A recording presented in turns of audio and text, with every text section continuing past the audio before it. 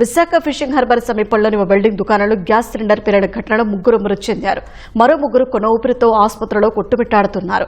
Harbour సమీపంలోని బుక్కా వీధిలో గణేష్ అనే వ్యక్తి వెల్డింగ్ దుకాణంలో గురువారం సాయంత్రం 4 సిబ్బంది పనిచేస్తున్నారు. ఇక్కడ చేపల బొట్లకు మరమ్మతులు చేస్తుంటారు.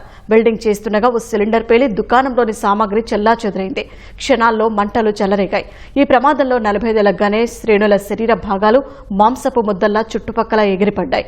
అక్కడే పనిచేసే చింతకాయల ముత్యాలు, ఎర్ర ఎల్లాజీ, టి సన్యాసిరావు, పక్కనున్న ఇనుప వెడతాల దుకాణ యజమాని ఇప్పటి రంగారావుకు తీవ్ర గాయాలయ్యాయి. క్షతగాత్రులను కేజీహెచ్కు తరలించగా చికిత్స పొందుతూ 27 ఏళ్ల ముత్యాలు మృతి చెందాడు.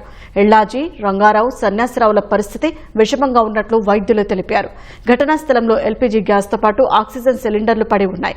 వీటిలో ఏది పేలిందన్నది నిర్ధారణ కాలేదు. పేలుడు శబ్దం కిలోమీటర్ల మేర వినిపించిందని స్థానికులు తెలిపారు. క్షతగాత్రులకు మెరుగైన వైద్య చికిత్స అందించాలని ఎమ్మెల్యే వంశీకృష్ణ శ్రీనివాస్ అధికారులను ఆదేశించారు.